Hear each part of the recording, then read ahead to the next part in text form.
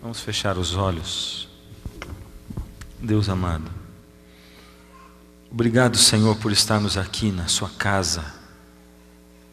Obrigado, Senhor, pela presença do seu Espírito dentro de nós. Obrigado, Senhor, porque quando nós nos unimos com o propósito de louvar ao Senhor, o céu se manifesta, o seu poder, Senhor, se manifesta em nós e através de nós. Senhor, nós estamos aqui reunidos porque sabemos que não existe melhor lugar para nós estarmos a não ser na sua casa. Por isso, Senhor, expomos diante do Senhor o nosso coração, a nossa alma. Abrimos, Senhor, para que o Senhor possa entrar aqui. Fala, Senhor, as nossas necessidades, aquilo que nós precisamos ouvir nessa manhã. Que nenhum filho, nenhuma filha sua volte para casa vazio, Senhor, mas que nos preenchamos do poder do Teu Espírito, para voltarmos e sermos sal e luz lá fora. Em nome de Jesus, amém. Hoje é dia na Igreja Central de Curitiba, dia de festa. Porque o pastor fez aniversário ontem, eu não é? Porque hoje é sábado, hoje é aniversário da criação. Hoje o céu comemora a criação desse planeta. Um planeta rebelde, um filho rebelde, dentre a criação do Senhor de todo o universo. Mas a quem o Senhor ama tanto, tanto, tanto, a ponto de dar a sua própria vida. Você e eu custamos o preço do sangue de Deus. Nós somos valiosos aos olhos do Senhor. E hoje Ele nos chama e nos congrega aqui para adorarmos e para louvarmos o seu nome. Você está alegre hoje? Estou achando vocês assim meio sorumbáticos. Sabe como é que é? Parece que a coisa está meio assim, dorminolente. Palavras assim do vocabulário, né? Você está feliz hoje? Diz amém. Amém. Amém. Que o nome do Senhor seja louvado. Antes de abrir a palavra, eu quero contar um assunto para você. Desde que eu cheguei aqui na igreja, eu sou muito reparador, gosto de olhar as coisas com detalhes. Você me vê andando por aí, gosto de assistir os cultos, gosto de estar nas classes da escola sabatina, de compartilhar a lição com as pessoas. E desde o primeiro sábado eu notei, quando eu sentei aí, que de repente ali, depois de uns 10, 15 minutos em que a lição da escola sabatina estava acontecendo, a igreja estava quase cheia e tinha um professor da escola sabatina, outro ali, outro ali, outro ali, e a maior parte da igreja sem nenhum professor da escola sabatina. A primeira coisa que eu pensei é: puxa, como está faltando professor da escola sabatina. No sábado seguinte eu me sentei de novo e comecei a reparar diferente, que quando começava a lição da escola sabatina, todas as pessoas que estavam dentro da igreja tinham suas classes. Ou seja, aquele professor aqui, aquele ali, todos eles tinham seus alunos. Porém, as pessoas que vinham chegando depois é que se sentavam aí pela igreja, e aí não tinham os professores. E aí eu fiquei pensando, meu Deus, como nós vamos resolver esse assunto? Porque com 10, 15 minutos de lição, a igreja já está basicamente cheia, a nave, as pessoas não têm, mas se nós tivermos professor para toda a igreja no começo, eles não vão ter o que fazer. O que a gente faz? Constitui um monte de professores e diz assim: fica esperando o aluno chegar. E quando ele chegar, você se levanta e passa a lição. O que a gente faz? Depois veio aquele tal do assunto de guardar lugares, né?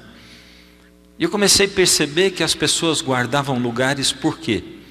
Porque elas estão esperando gente que está nas salas da escola sabatina, quem trabalha com as crianças, e nós temos muitas salas lá para trás, esperando que eles viessem para a hora do culto, porque a gente gosta de sentar junto dos nossos amigos, dos nossos parentes, não é mesmo?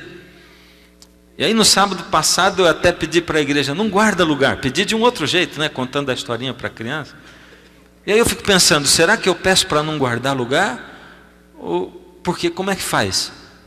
E aí eu comecei a perceber também que as pessoas começaram a não frequentar mais as salas da escola sabatina lá em cima. Por quê? Porque ou tem que deixar alguém guardando o lugar, ou não vai ter lugar para sentar quando volta de lá da escola sabatina. E eu fiquei pensando de novo, como nós vamos resolver esse problema? E a isso se somaram vários outros problemas, os problemas de reverência, e eu pensei, nós estamos chegando agora no templo, a igreja está chegando agora, nós estamos agora assumindo esse templo. E conversando com várias pessoas e orando, eu disse, eu só encontro uma solução para a gente poder resolver todos esses problemas e outros ainda, que é a inversão do culto com a escola sabatina, embora eu não goste, eu gosto do jeito que a gente faz.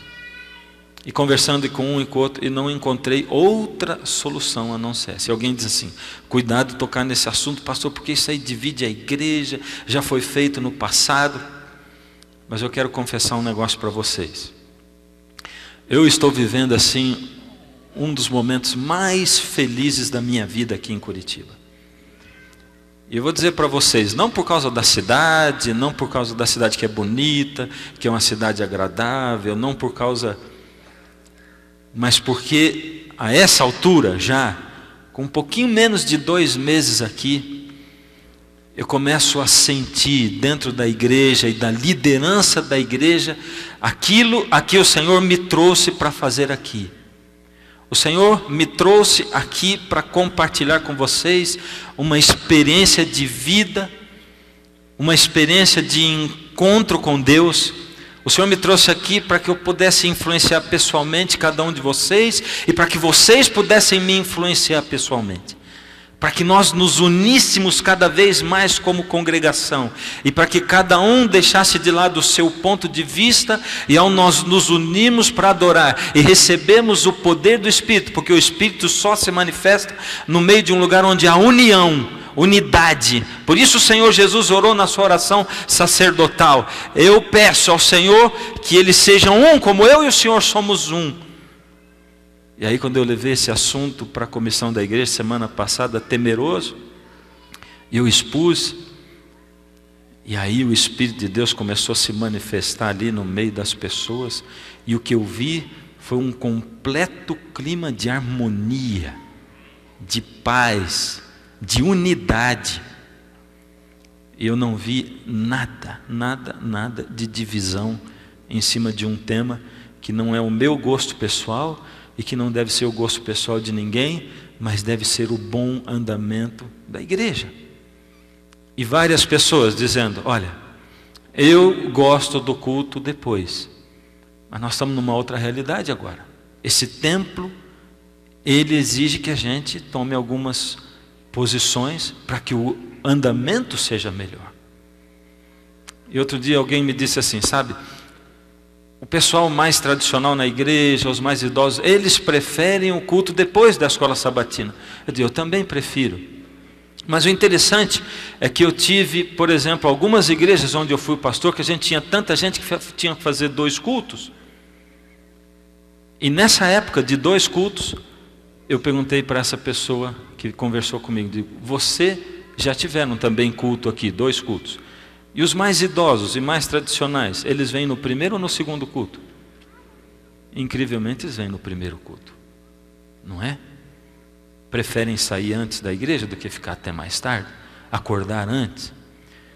Então, queridos, nós reunindo na comissão, com o poder do Espírito se manifestando, um clima de harmonia entre pessoas que pensam diferente, mas que pensam no bom andamento da casa de Deus, nós chegamos à conclusão de que a partir do dia 4 de junho, nós vamos inverter o culto e vamos fazer assim, para experimentar um outro clima de harmonia, de reverência, onde a gente não precisa guardar lugares, onde as pessoas podem ir para suas classes na escola sabatina e aproveitar. Os nossos jovens podem aproveitar a classe da escola sabatina. Você tem filho jovem, você tem filho criança, e eu tenho assistido às classes lá em cima, e quando eu chego nas classes lá em cima eu fico tão chateado, porque em geral o programa da escola sabatina lá em cima começa às 9h30 e termina às 10 horas, e não se tem aproveitamento, não é?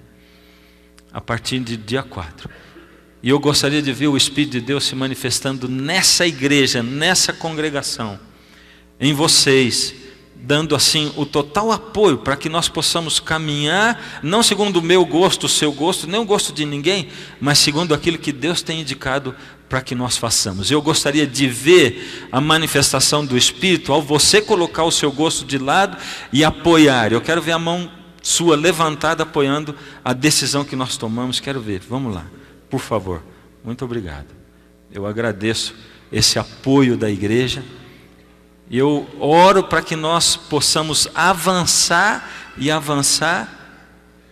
para que tenhamos melhores condições de culto e de adoração ao Senhor. Unidade, união. Só o Espírito de Deus pode provocar isso, é ou não é? Eu fico pensando, numa igreja onde cada um de nós veio de um lugar diferente, com pensamentos diferentes, formação diferente, lares diferentes, onde temos idades diferentes e pessoas sentem, pensam de maneiras diferentes, os gostos musicais diferentes, tudo diferente. Ainda mais no mundo no qual nós vivemos. Eu quero que você abra a sua Bíblia em Juízes, no capítulo 13. E eu quero completar o sermão do sábado passado. Eu quero completar o texto que nós lemos. Nós lemos e o nosso personagem principal era Sansão. Unidade, união em nome do Senhor, vivendo no meio desse mundo, um mundo cheio de pecado, onde Jesus nos chama para sermos sal e sermos luz. Juízes 13, do verso 1 em diante, diz assim: tendo os filhos de Israel tornado a fazer o que era mal perante o Senhor, este os entregou nas mãos dos filisteus por 40 anos. E um homem de Zorá, da linhagem de Dan, chamado Manoá, cuja mulher era estéril e não tinha filhos. Apareceu o anjo do Senhor a essa mulher e lhe disse: eis que és estéril e nunca tiveste filho, porém conceberás e darás à luz um filho.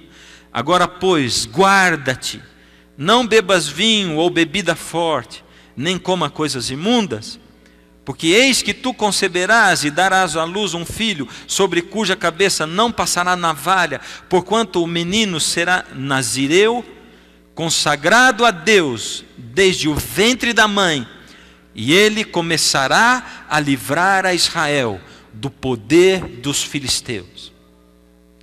Durante toda a história da Bíblia, Deus procurou manter livre, a salvo, incólume, o Evangelho eterno. O Evangelho eterno já existia no Antigo Testamento. E ele todinho se resumia numa coisa, numa figura, era a figura do Cordeirinho. Essa era a figura do Evangelho eterno. Era o jeito que Deus pregava a salvação em Jesus no Antigo Testamento. Desse jeito, quando alguém sacrificava um cordeiro, confessava antes os seus pecados sobre a cabeça do cordeiro, ele estava declarando ao mundo que ele acreditava na salvação em Jesus. E será que através do cordeiro dava para se compreender tudo isso? Logicamente que dava, porque Jó declarou: eu sei que o meu Redentor vive e que por fim se levantará sobre a terra. Não é o que ele disse? Eu sei que o meu Redentor vive e que por fim se levantará. Eu sei que o cordeiro que hoje eu sacrifico, quando os meus filhos fazem os seus turnos de jantares e de banquetes, e quando eu invoco o nome de Deus, eu sei que esse cordeiro representa que Deus um dia vai morrer no meu lugar. E Deus procurou manter a salvo o Evangelho eterno. Por isso, Deus teve que mandar o dilúvio, por exemplo. Por que Deus mandou o dilúvio?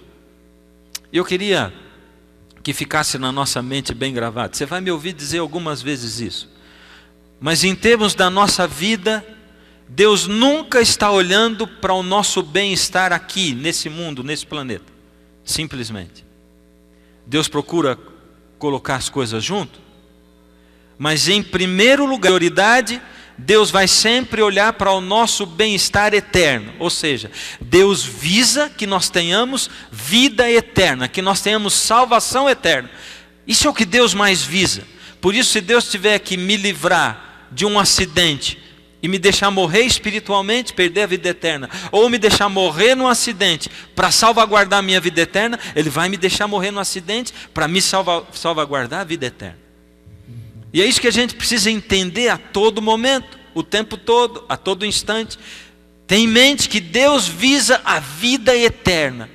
Por isso, quando num momento da história do mundo, quando Deus viu o ser humano se degradando tanto e tanto, a ponto de não ter mais nenhum ser humano justo, e quando Deus olhou para a terra e viu só um ser humano justo, Noé, Deus disse: agora é o tempo de eu mandar o dilúvio. Infelizmente, eu vou ter que destruir toda a raça humana, porque eu esperava salvar um monte de gente desses antediluvianos, mas eu não vou conseguir salvar. Então o que eu vou ter que fazer? Eu vou ter que destruir todo mundo para salvar Noé e a sua família e o evangelho com eles, porque se Noé morrer, o evangelho se perde, ninguém mais vai se salvar. E se Deus não tivesse mandado o dilúvio, nem você nem eu existiríamos hoje, porque Jesus já teria que ter voltado naquela época.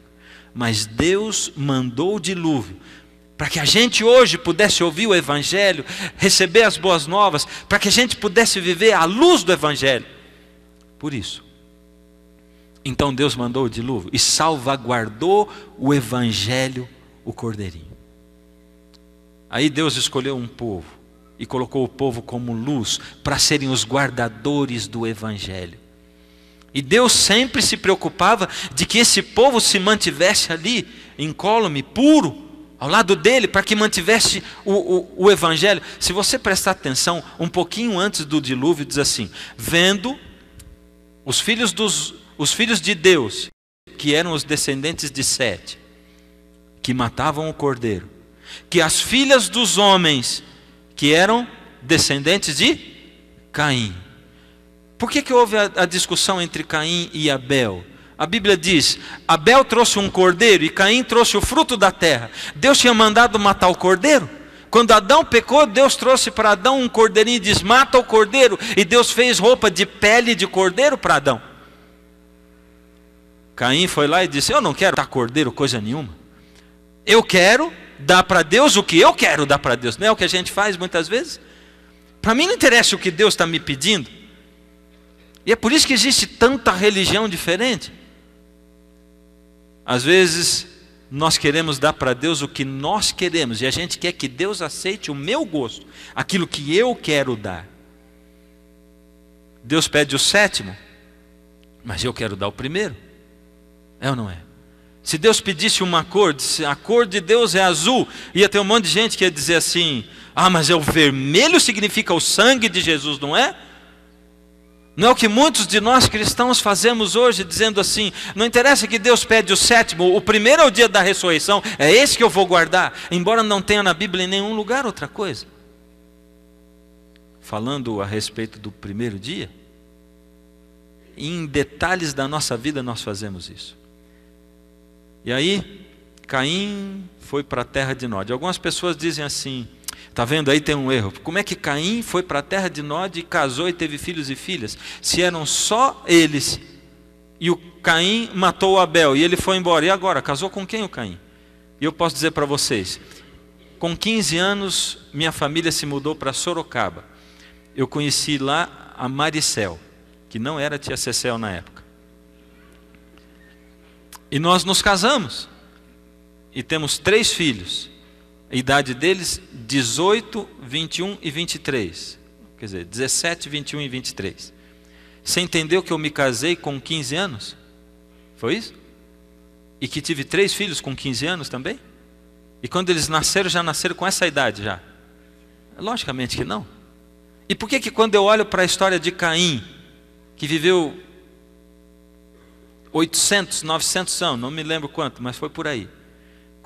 Por que quando eu olho para a história dele, eu tenho que entender que o Caim foi lá e casou naquele momento na terra de Nod. Ele foi, se refugiou lá, depois ele voltou e casou com parentes suas e constituiu família, levou o pessoal para lá. E Caim continuou não sacrificando o cordeiro. Acontece que lá os descendentes de Sete continuaram sacrificando o cordeiro. Aquele povo se manteve puro, resguardado para Deus, louvando a Deus, pregando o evangelho. O evangelho estava ali na mão dos descendentes de Sete, eram os filhos de Deus. E quando eles viram que as filhas dos homens eram bonitas, formosas, tomaram para si mulheres das filhas dos homens e se misturaram. E o verso seguinte diz assim: e Deus olhou para a terra, e a terra estava toda contaminada do pecado.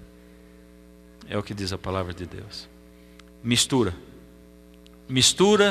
de fiel com infiel. E Deus foi tentando salvaguardar o evangelho. Por isso, quando Deus disse para o povo, quando eles entraram na terra de Canaã, Deus diz assim: vocês vão ter que fazer o seguinte, quando vocês entrarem na terra prometida, vocês vão expulsar o povo, vão guerrear, não vão deixar ninguém nessa terra. Vocês vão espalhar esse povo, expulsa, não deixa ninguém. Deus disse assim: eu não vou arrancar todo mundo de uma vez, porque senão os animais ferozes vão se multiplicar ali no meio daquela terra vazia. Eu não vou deixar a terra assim deserta. Então, à medida em que o povo for crescendo, vocês vão guerreando e vão lutando. Em nome de Deus, eu vou dar forças para vocês. Eu vou mandar os meus anjos na frente, eu vou dar força, poder que vocês não têm, e vocês vão afastar o inimigo, e vão expulsar o inimigo, porque eu não quero que vocês se misturem com os incrédulos. Eu não quero que vocês se misturem e que misture luz com trevas e trevas com luz. Não deixa ninguém na terra. E o povo de Deus entrou, se acomodou e esqueceu do que Deus tinha falado. E aí nós encontramos, na época agora dos juízes, alguns povos tomando conta do povo de Deus, se voltando contra o povo de Deus. Aquele povo se tornou um povo fraco, sem poder nenhum, o povo sem autoridade espiritual.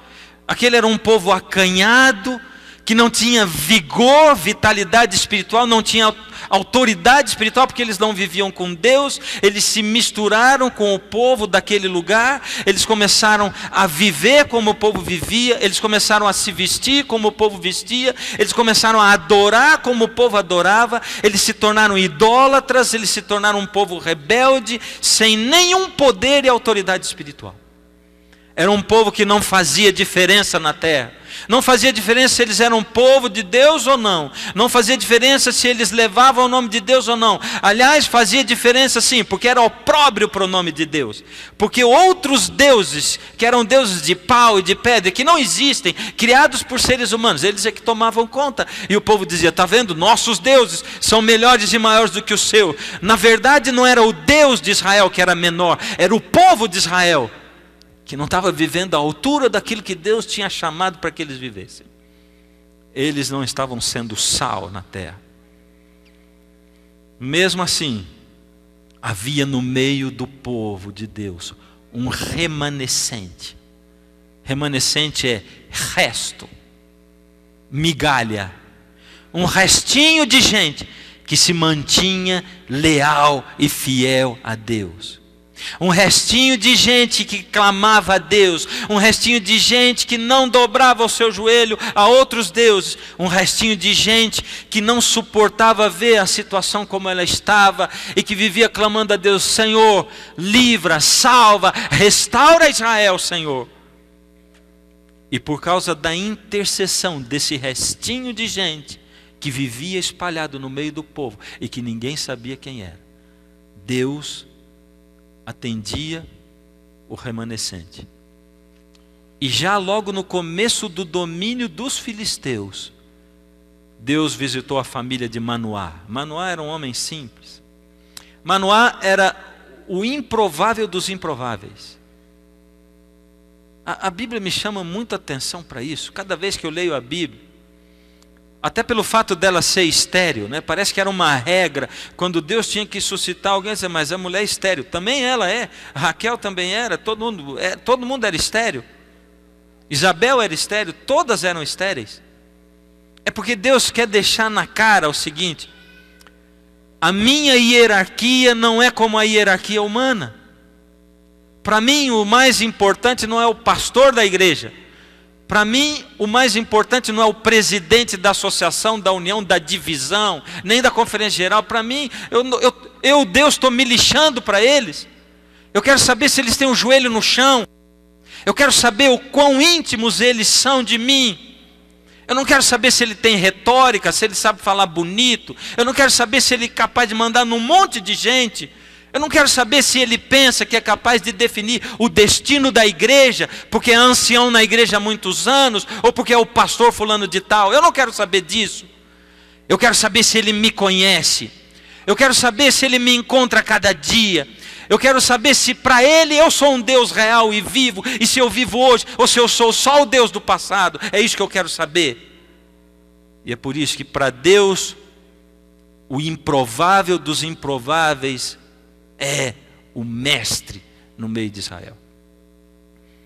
É por isso que para Deus, Manoá, um homem comum, improvável dos improváveis, é o escolhido para ter um filho. Um filho que deveria começar a livrar Israel. Os filisteus, eles detinham o monopólio do ferro. Eles trabalhavam com ferro, eles sabiam produzir armas, carros com partes de ferro.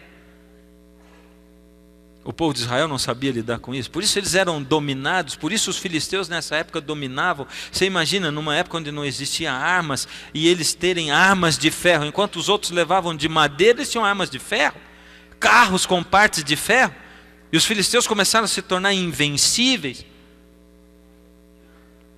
Porque quando o povo de Deus se afasta de Deus, o poder todo se esvai, e o poder desse mundo se sobrepõe ao poder do povo de Deus, e nós nos acuamos, nós ficamos assim num cantinho, tímidos, tão tímidos que a gente não é nem capaz de dizer mais amém nem aleluia. É verdade ou não é? Eu gostei quando o pastor Bechara veio aqui, que ele ficava puxando o povo para dizer amém. Eu gosto de amém. E às vezes eu me sinto sozinho dizendo um amém na igreja, às vezes nem digo também. Amém. Um amém assim. Amém, sozinho. Ninguém falou amém. Mas como é gostoso a gente ouvir um amém, né? Uma coisa sonora que vem do coração e que eu não tenho que ficar pedindo amém, irmãos, amém, amém, irmãos, amém. Isso não vale, né? Eu fico olhando, eu fico pensando que Deus olhando de lá de cima quando o pastor diz assim, amém, irmãos, e o povo, amém, e Deus diz assim, tá vendo? Para mim é a mesma coisa quando eu chego na casa de alguém e o pai diz para o filho, vai cumprimentar o pastor? Diz, vai cumprimentar ou não vai? Deixa ele. Cumprimenta o pastor. Cumprimenta o pastor, daqui você já está até chateado, né? Cumprimenta o pastor. Oi. Ele já está odiando o pastor, não é? Tem gente que já está odiando Deus, né? Porque fica, amém, amém, amém. Mas eu tenho que falar amém toda hora. Não quero dizer amém, né? Mas esse é só assim, é só a parte exterior do esvaziamento espiritual que a gente tem. Não tem um fogo lá dentro, né? Não tem nada aqui dentro dizendo assim. Você não está pulando de alegria, como disseram os discípulos do caminho de Emaús. O nosso coração não estava fervendo enquanto ele expõe o evangelho para nós. O coração da gente não ferve. Não existe uma ebulição, um estado de ebulição espiritual que me faz ter vontade de vir à igreja, que me faz chorar, que me faz amar a Deus de paixão. Não existe nada disso. Eu simplesmente venho porque eu tenho que vir, porque está aí, vamos ver quem vai falar hoje, vamos ver se vai ser bom, vamos ver se a música do coral foi boa, vamos reparar para ver se essa parte ou aquela está demorada demais, vamos olhar no relógio para ver que horas são. Ih, hoje vai terminar tarde, olha que hora começou o sermão. E eu fico olhando para essa época e eu vejo que tem tudo a ver com o nosso tempo. Aliás, naquela época Deus procurava separar o seu povo, deixar o povo separado e deixar o povo ali. Não era para o povo se misturar. Hoje a coisa é mais complicada ainda, porque o Senhor Jesus orou e diz assim, eu não peço que os tire do mundo, mas que os livre do mal. Ele diz assim, vocês são o sal da terra. Tem que estar no meio da coisa para poder salgar. E se o sal vier a ser insípido, como eu vou restaurar o sabor? Vai ficar tudo sem gosto. E é por isso que a gente vê um mundo sem gosto, as pessoas atoladas nos seus sofrimentos, e até mesmo o próprio povo de Deus sem respostas para os problemas da sua vida, enquanto a Bíblia apresenta todas as respostas. Vive perguntando assim, às vezes parece que Deus abandonou a gente porque Deus não se mostra, mas quem diz que Deus tem que ficar se mostrando para você o tempo todo? Ou será que é você que não está enxergando, é você que está cego? Porque Deus só falta plantar bananeira na sua e na minha frente. Falta Ele botar um megafone dentro do seu ouvido para dizer assim: eu sou Deus, eu estou aqui, você não está ouvindo minha voz. Estou dizendo para você, anda por aqui. Porque quando você se desviar para a direita ou para a esquerda, se você estiver comigo, você vai ouvir atrás de você uma voz dizendo: esse é o caminho, ande por ele. Mas eu não escuto. É lógico que você não escuta. O problema não é que Deus não está falando. Isso é um caso de surdez espiritual. E a gente vive nesse mundo, não salgando, não levedando a massa. Eu não sou o fermento, eu não sou o sal, eu não sou a luz. Eu fico escondido, debaixo do meu disfarce, né? O meu disfarce de cristão. E aí eu não consigo salgar nada. E Deus chamou Manoá e falou: prepara você, prepara sua esposa, porque vai nascer do ventre da sua mulher um menino, ele vai ser nazireu desde o ventre. Eu estou dando para você todas as instruções de saúde, porque vocês pais têm que se preparar já. Eu estou dando para vocês todo o conhecimento sobre a saúde, prepara para ter os seus filhos. Sabe por quê? Quando os pais se rebelam e os filhos depois também, e cada vez a coisa vai afundando mais. Eu estou dando, e depois ele também vai ter que ser fiel. E Deus colocou uma dieta para a mulher de Manoá. O nazireu, ele não podia tocar em bebida alcoólica, a Bíblia diz, nem em cadáver, e ele também não podia cortar o cabelo. 3 das algumas regras do nazireado. Ele não podia tocar em animal morto, ele não podia cortar o cabelo e nem tocar em bebida alcoólica. E a gente já vê logo de cara que o Sansão quebrou tudo isso aí. Não é verdade? Porque ele tocou em animal morto quando ele foi lá buscar o mel no leão. Lembra disso? Nós vimos a semana passada. Ele também bebeu bebida forte, porque a palavra em hebraico para a festa de casamento, o banquete, aquilo expressa que tinha bebida alcoólica. E tem mais, quando ele procurou Dalila, lá no Vale de Soreque, o Vale de Soreque era conhecido pelas plantações de vinho e pelo vinho que produzia. E Sansão já estava apartado de Deus, vinha se apartando de Deus há 20 anos. Então Sansão quebrou os 2, só faltava o terceiro. E o mais incrível é que, como a gente viu na semana passada, Deus vinha e vinha ainda dando chance para Sansão. Como Deus foi paciente com Sansão. É verdade ou não é? Porque a gente vê que apesar da rebelião de Sansão, a cada momento de força, e o Espírito de Deus tomou conta de Sansão, fez ele ficar forte. Ele derrotou 30 homens. Depois vai lá em Leí, e o Espírito do Senhor tomou conta de Sansão e fez Sansão ficar forte, e ele derrotou a 1000 homens com uma queixada de jumento, sempre o Espírito do Senhor. Aí Sansão vai para Gaza e se deita com a prostituta, e ali o Espírito do Senhor não toma conta coisa nenhuma. E eu fiz aquela pergunta para vocês sábado passado: a força estava no cabelo ou estava em Sansão? Ou estava em Deus? E a gente foi respondendo que a força estava em Deus, mas se o Espírito de Deus não tomou conta do Sansão, quando ele arrancou as portas da cidade de Gaza, onde estava a força então? E eu disse para você, todos nós temos os nossos talentos naturais, não é? Deus simplesmente nos dá a oportunidade de usarmos os nossos talentos, o nosso tempo, o nosso recurso para Ele, como deu para Sansão. Você pode querer usar ou não, mas Ele está te dando a oportunidade. Sansão se deixou guiar pelos seus sentimentos. E sabe, Sansão, em termos de força física, foi o homem mais poderoso da terra. Mas em termos de domínio próprio, ele foi o mais fraco. Era um grandalhão, totalmente entregue à sua própria vontade, ao eu, aquilo que ele queria, ao apetite. Sansão foi guiado a vida inteira pelos olhos.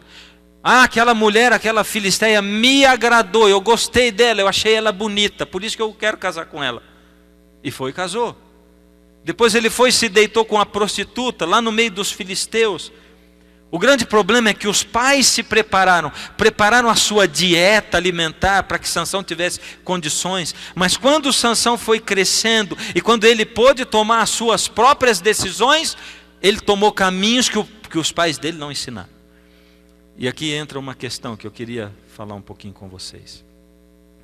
Eu vejo muita gente de todas as idades, mas principalmente jovens, dizendo assim: ah, mas eu sou assim porque eu não tive base familiar. Eu sou assim porque o meu pai, ele não era cristão, não era crente, e aí eu me desviei. Eu sou assim, outros dizem, o extremo, eu sou assim porque meu pai me obrigava a ir na igreja, meu pai era muito duro, então eu me afastei da igreja, que eu não queria saber, eu ligava meu pai com a figura de Deus. Mas eu tenho visto verdadeiros lírios nascidos no meio do lodo, como um casal de jovenzinhos que eu conheci numa igreja minha no interior de São Paulo, 15 anos de idade. O pai era bêbado de cair na calçada e drogado, e a mãe vivia internada em hospício. E os dois apareceram na igreja. Coisa tremenda como é que eles se comportavam. Como é que eles entregaram o coração a Jesus. Um garoto de 15 anos e uma menina de 16. E de lá a gente encaminhou para um colégio. E eles se formaram aqui no IAP. Eles estão formados agora, fizeram até faculdade. A menina trabalha na associação lá em Campo Grande, no Mato Grosso do Sul. E até hoje eles ainda cuidam do pai bêbado e da mãe doente. E aí você vem e diz assim: ah, eu sou assim. Se você já está na idade de escolher com quem você quer ficar, você está na idade de escolher Deus ou não. Você é responsável pelos seus atos. Você é responsável pelas suas escolhas. E não adianta você dizer assim: ah, porque isso é herança. Primeiro, obra-prima de Satanás, fazer todo mundo pensar assim: ah, ninguém sofreu como eu, ah, ninguém teve tanto problema, ninguém foi abusado sexualmente como eu. Obra-prima de Satanás, fazer a gente pensar isso. E ele vai fazer você pensar que você é o maior sofredor do mundo e que todo mundo tem condições de alcançar o céu, menos você. Mas isso você não fique surpreso, ele faz com todo mundo, não é privilégio só seu não. Ele faz com todo mundo, ele tenta fazer isso comigo todo dia, tenta fazer com cada um de nós todo dia, e ele sopra, sussurra problemas, limitações que você tem, e coisas do passado, e diz assim: está vendo, olha o outro, ele não teve isso, olha, ele não sofreu aquilo. Mas você é responsável. E o problema de Sansão é que aos poucos, quando ele foi descobrindo a força dele, ele foi confiando nele mesmo, foi dando vazão aos seus sentimentos, aquilo que ele sentia e ele pensava, aquilo que ele queria, o que os seus olhos viam e o que o apetite queria. E aqui está o grande problema com o apetite, queridos. Eu vejo um povo que tem toda a instrução sobre saúde, mas que anda cego e que vive em função dos seus próprios desejos. E aí muitos dizem assim, outro dia um amigo meu diz assim: ah, pastor, eu acho que esse negócio de regime alimentar, isso aí é para quem quer um upgrade assim no relacionamento com Deus, né? Para quem quer um algo mais, mas a maioria dos mortais não precisa disso. Meu Deus do céu.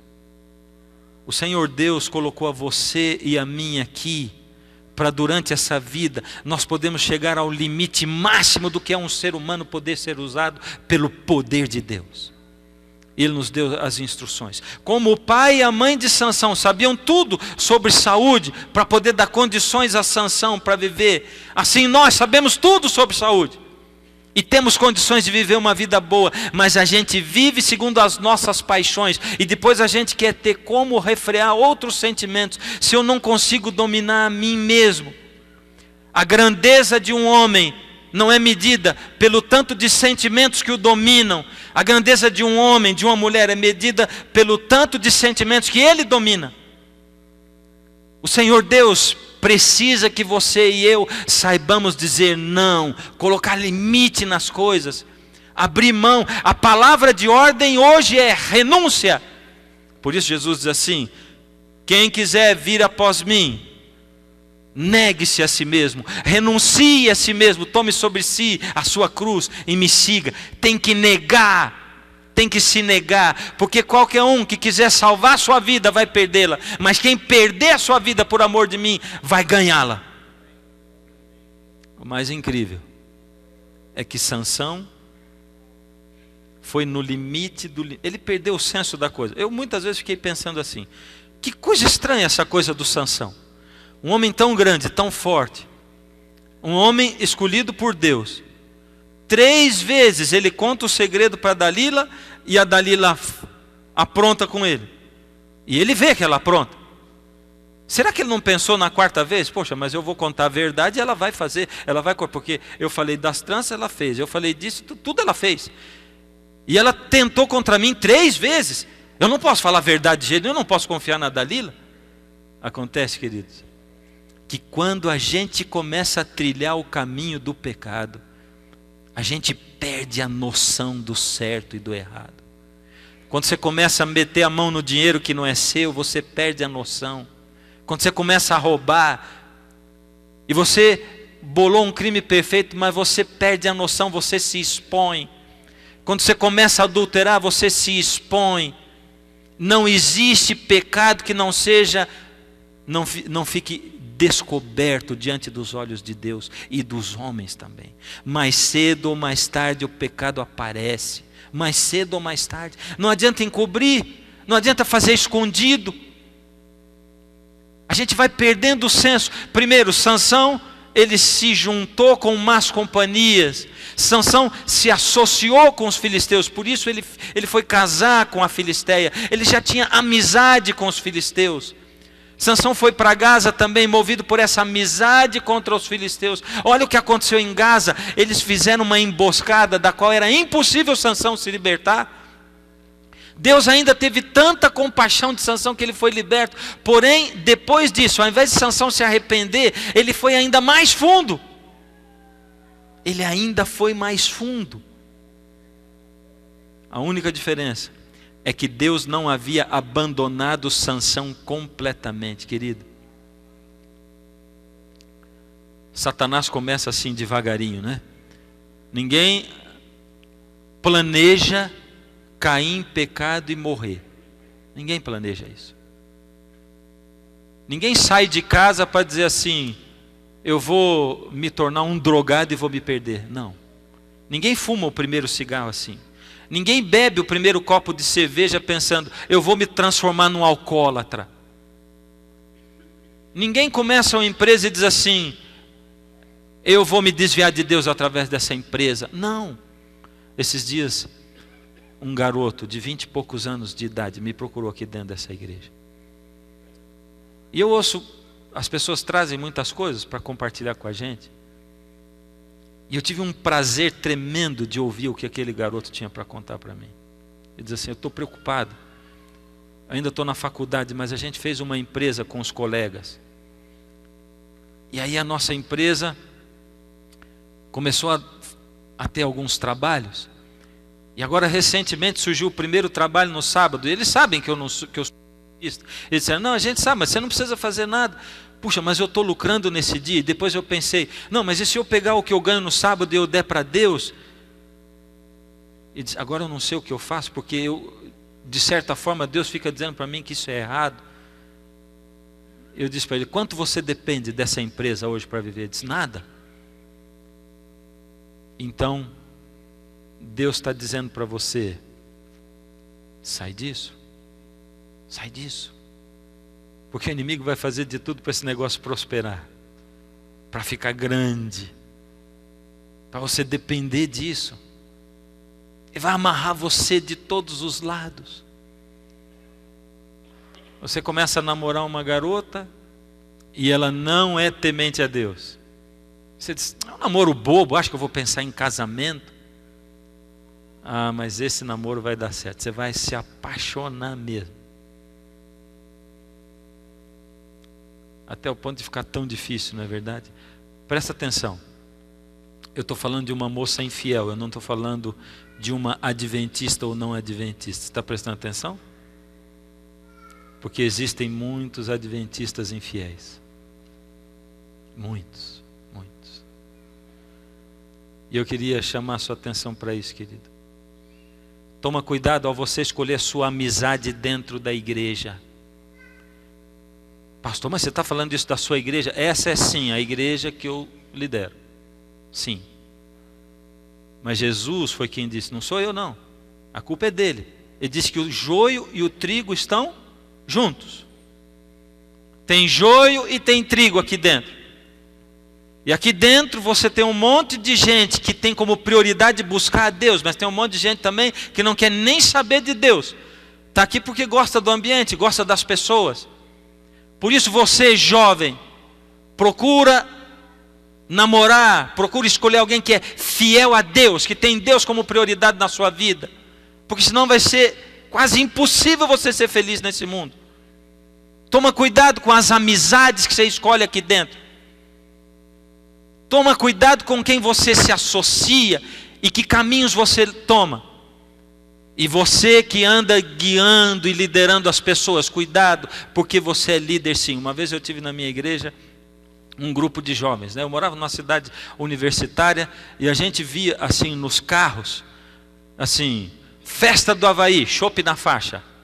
E eu ficava, mas que negócio é de festa do Havaí, festa disso, festa daquilo, um monte de festa. E sempre o tal do chopp na faixa. Aí eu fui descobrir que jovens universitários abriam pequenas empresas e faziam festas de sábado à noite, cobrava para o pessoal entrar e a bebida era de graça.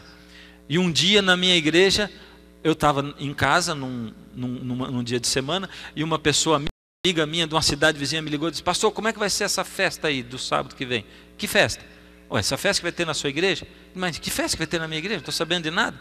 Vai ter uma festa sábado à noite, para os jovens, vão passar a noite numa chácara. O senhor não está sabendo? O senhor pastor não está sabendo? Não estou sabendo de nada. Aí eu que fui saber. Aí eu fui saber que um grupo de jovens universitários da igreja também fizeram uma empresinha e fizeram uma festa para os jovens passarem a noite. Descobri que era um grupo de jovens que nunca tinham cargo nenhum na igreja. Aliás, no culto jovem, eles davam uma olhada, se tivesse bom show, eles ficavam, senão eles iam embora. E muitas vezes ficavam e depois criticavam.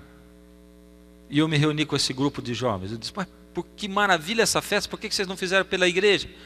Ah, porque a igreja não ia deixar a gente fazer uma festa que dura a noite inteira. Eu digo, como não? É lógico que ia. Ah, não ia. Lógico que ia. Eu sou o pastor, estou dizendo que ia deixar. Ah, mas lá iam mandar ancião lá e a gente não ia poder... Mas o que vocês vão fazer que não pode ser feito na presença de um ancião? Ah, a gente não vai fazer nada. Digo, então, faz pela igreja a festa.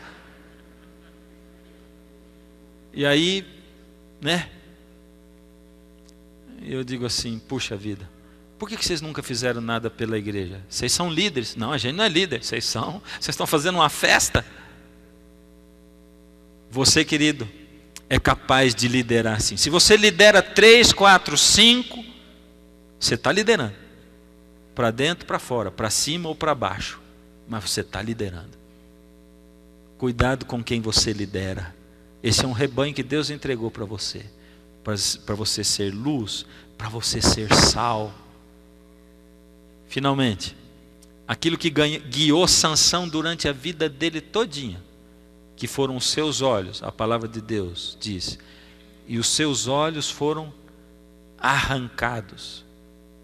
Arrancados os seus olhos. Sansão foi guiado pelos sentimentos.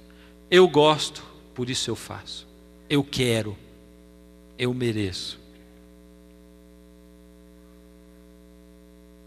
Eu queria ler um trecho que me chama a atenção. No capítulo 17, ou melhor, no capítulo 16, verso 20. E disse Dalila, os filisteus vêm sobre ti, Sansão. Tendo ele despertado do seu sono, disse consigo mesmo, sairei ainda esta vez, como dantes, e me livrarei, porque ele não sabia ainda que já o Senhor se tinha retirado dele. Engraçado que quando ele arrancou as portas da cidade de Gaza, o Espírito do Senhor não estava sobre ele, mas ele ainda tinha o talento natural, a força, os músculos estavam lá e ele arrancou. Dessa vez, contudo, o Senhor tinha se retirado dele e nem os talentos dele apareceram mais. Nem isso. E a palavra diz o seguinte: então os filisteus pegaram nele e lhe vazaram os olhos e o fizeram descer a Gaza, amarraram-no com 2 cadeias de bronze e viravam um moinho no cárcere. É o que diz a palavra. olhos vazados, arrancados, não estavam mais lá. E ele agora ficou cego, para conseguir enxergar aquilo que ele não viu durante a vida dele inteirinha, que era Deus atuando na vida dele e através dele. E o processo às vezes é lento e doloroso, não é? O cabelo dele foi crescendo aos poucos, e a fé dele crescendo aos poucos. Até que Sansão, no final de tudo, até que Sansão, no final da sua vida, consegue se voltar para Deus. E Sansão é salvo. Sansão se salvou ou não? Pelo menos é o que a palavra de Deus diz, lá em Hebreus, no capítulo 11. Queridos, quantas oportunidades Deus tem que dar para você e para mim? Talvez enquanto eu prego, você pega e visualiza esse ou aquele. Ah, porque aquele está namorando uma garota assim, assim. Ah, porque esse tem uma situação de julgo desigual. Ah, porque aquele... Coitado de quem está pensando no outro, não é verdade? Coitado de mim, quando eu ouço um sermão e ele serve bem para a vida do irmão fulano, né? O Senhor Deus, Ele está gritando no seu ouvido. Ele está dizendo, por misericórdia, se o amor de Deus não imperar na sua vida, se não for o amor de Cristo que move, que constrange você, se não for a graça do Senhor, se o Espírito não estiver aí tão fortemente arraigado, a ponto de mover você, de unir você, a ponto de você amar tanto ao seu irmão, de orar incessantemente, de interceder por ele, de nada vale. Contudo, Deus ainda assim é tão longânimo, que Ele continua estendendo a mão para você e para mim. Ele continua nos puxando, nos chamando e dizendo, eu não quero deixar você chegar lá embaixo no fundo do poço. Eu não quero, mas eu vou fazer sim de tudo para arrancar você da vida que você leva. Eu vou fazer sim de tudo. Eu não vou esperar você perder o senso das coisas e se entregar ao pecado. Eu não vou esperar você descer as últimas consequências. Eu não quero esperar o seu olho ser furado. Eu não quero esperar você perder aquilo que você mais ama. Mas se eu tiver que fazer isso para ter a sua vida eterna, eu vou fazer isso. E Deus só deixa acontecer isso com quem Ele vê que vale a pena. Porque alguns de nós vamos viver assim até o fim da vida, porque não vai adiantar nada. E Deus, sabendo disso, não vai mexer conosco e não vai nos fazer ter sofrimento inútil. Deus hoje visita você aonde você está. Deus hoje olha para você e diz, e aí, filho? O que você responde para mim? E aí, filho? Eu estou cutucando você, eu estou falando com você, estou chamando você. Qual é a sua resposta para mim, filho? Filha. Deus nos dá a oportunidade, não de sermos membros de uma igreja, mas de sermos líderes. Cada um de nós é um Sansão hoje no mundo onde nós vivemos. Deus nos chama para fazermos a diferença, e é por isso que você está sentado aí. Não foi porque você nasceu nessa igreja, nem porque algum amigo chamou, nem porque você veio visitar. Deus chamou você especialmente. Deus chama você especialmente a cada dia. E eu tenho descoberto um negócio na minha vida. Descobri a duras penas. Quando eu descobri a primeira vez, me assustei. Como seres humanos, nós somos insubstituíveis. Certo ou errado? Para Deus, como ser humano, eu sou insubstituível. Certo ou errado? Certo. Como líder, eu sou substituível. Totalmente substituível. Moisés levou aquele povo pelo deserto o tempo todo. Quando chegou a hora de entrar, Deus diz, Moisés, sobe o monte, você vai morrer lá. Mas como é que o povo vai entrar? Vai entrar com Josué. O trabalho não vai deixar de ser feito. Elias foi levado para o céu numa carruagem de fogo. No lugar dele ficou Eliseu, com porção dobrada do espírito dele. Deus tinha chamado a mulher de Manoá, e Manoá tinha dito, o Senhor começará a livrar o povo de Israel das mãos dos filisteus. E o trabalho foi feito. exatamente como Deus tinha feito. E Deus começou a livrar o povo das mãos dos filisteus. Mas Sansão podia ter vivido uma vida plena no poder do Espírito de Deus que estava sobre ele o tempo todo. Deus está chamando essa igreja, queridos. Deus está chamando os jovens, Deus está chamando os idosos, Deus está nos chamando a abrirmos mão dos nossos gostos pessoais, abrir mão das nossas opiniões pessoais. Deus está nos chamando a abrirmos mão do nosso bem-estar pessoal. Deus está nos chamando a sermos um, a abraçarmos o outro, pensarmos no outro, amarmos o outro, a deixarmos com que o Espírito nos una, porque Ele deseja fazer uma obra nessa igreja, Ele deseja fazer uma obra nessa cidade, Ele deseja fazer uma obra na minha vida especial. A sua vida, a minha vida. Mas você tem que aceitar. A Rafaela vai cantar a última música. Eu não sei se você leu o boletim hoje, eu escrevi uma mensagenzinha lá.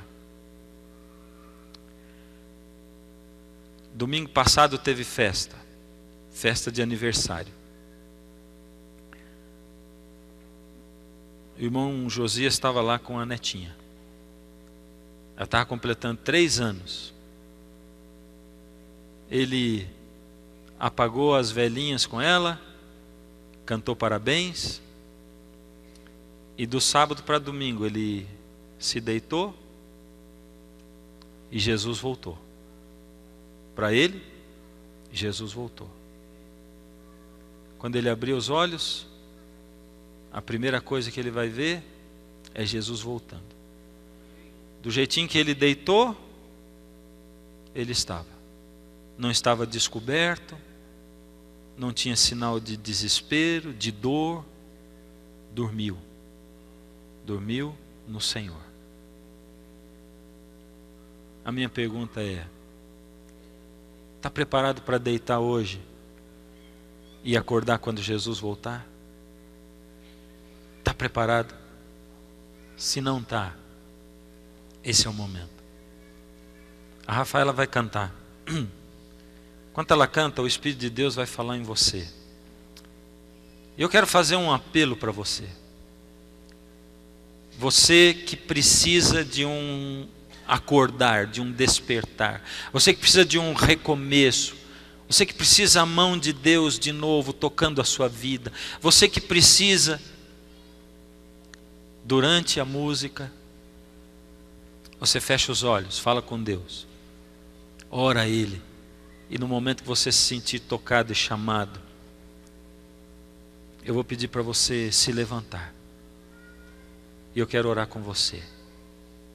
A música vai tocar. Enquanto ela toca, o Espírito de Deus toca o seu coração. Enquanto o Espírito de Deus toca o seu coração, você só tem uma coisa a fazer: é entrega. A música, por favor. Entrega total, plena, nas mãos do Senhor.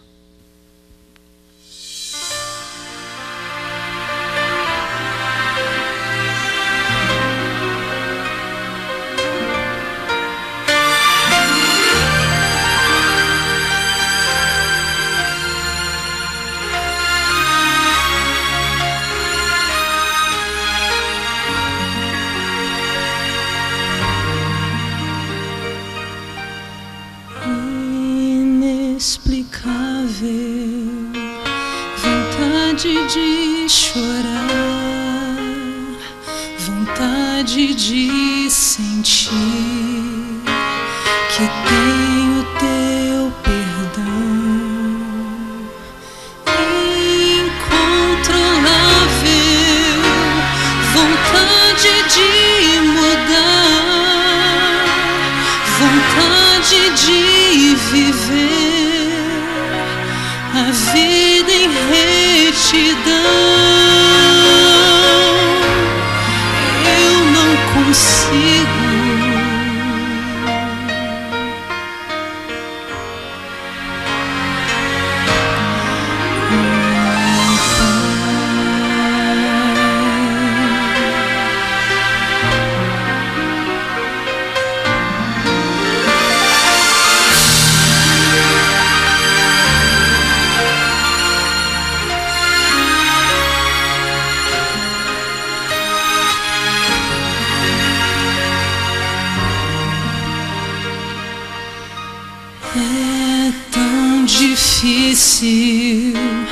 ter tempo pra cumprir o que te prometi ao pé do teu altar. É tão mais fácil se deixar levar, deixar para depois e nunca mais lembrar tantas promessas.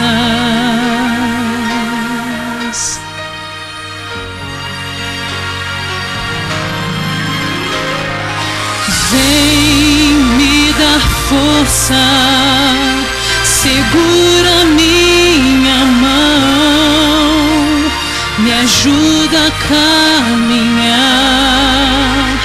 na tua direção. Eu reconheço a minha posição, preciso me render e depender de ti. Eu me entrego, Senhor.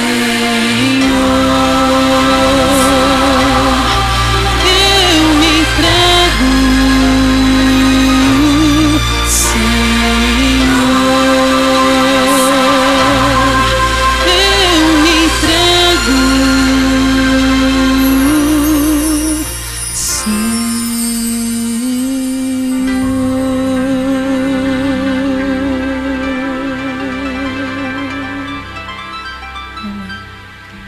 Ó Senhor, entrego ao Senhor a minha vida, ao Senhor os meus propósitos, entrego ao Senhor o meu caminho, os meus desejos.